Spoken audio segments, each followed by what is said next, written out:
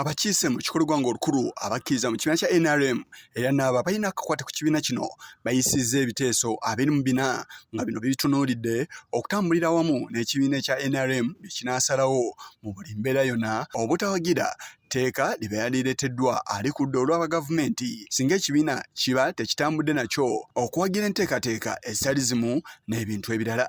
Bino byonna baabiyisizza mu kibiina kya NRM mu lusirika olwabadde Kyankwanzi olumaze ennaku 10 mu lusirika lwe lumu era bakkiriziganyiza nti abakulembeze abakiikirira abakiise mu kikolwa ng'olukulu ku kakiiko akafuzi akafuga paalamenti bayite bakomishona baakulondebwanga okuva mu babaka era be banaalondanga abantu bano okusinga enteekateeka ebaddewo akakiiko akafuzi aka Central Executive Committee okubalonderanga ebiyisiddwa bisomeddwa nampala wa gavumenti Hamson Obua.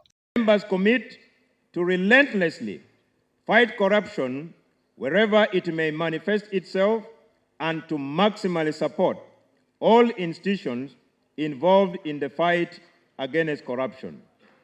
Members of the caucus warmly appreciate the presentation and clarity on the subject of leadership and critical thinking, presentation and clarity on the subject of patriotism building, presentation and clarity on the subject of the changing role of the media. Olusirika lwe lumu Ssaabawandiisi w'ekibiina ekya NRM Richard Todong avudde n'ategeeza ng'ekitebe ekikulu ekya NRM oba giyite Secretariat bwe yataddewo ekitongole ekinaavunaanyizibwa mu kunoonyereza ssaako n'okubangawo amabago oba enteekateeka ezitali zimu eziteekeddwa okugoberera ekibiina. Okusinziira ku yategeeza kino bakikoze okwongera amaanyi mu kibiina ekya NRM.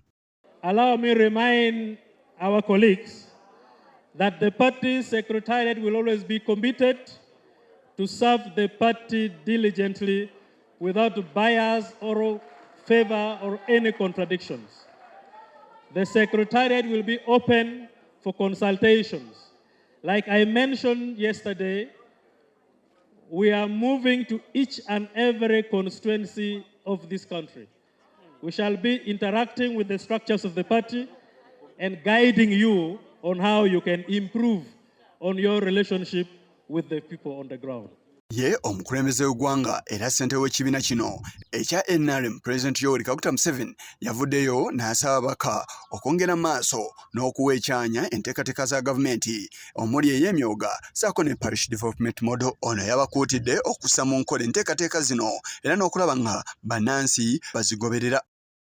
The lowest common multiple for transformation is household incomes. Please don't waste time with anything else. With the donations, with the what, please, those will not work. Just help your people using government programs to start generating their own income, their own household income with the Chivaro. Ono era yategeeza nti kye batunuulidde ekiddako ky'ekyokulaba nga bannansi bonna basobola okufuna ebyenjigiriza eby'obwereere okuviira ddala wansi okutuuka ku matendekero ag'owaggulu. You very strongly. Never accept gifts from or money or anything from anybody for free.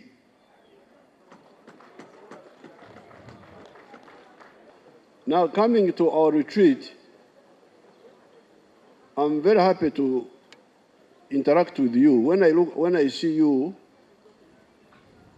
so many of you, young people, educated, I feel Amadou.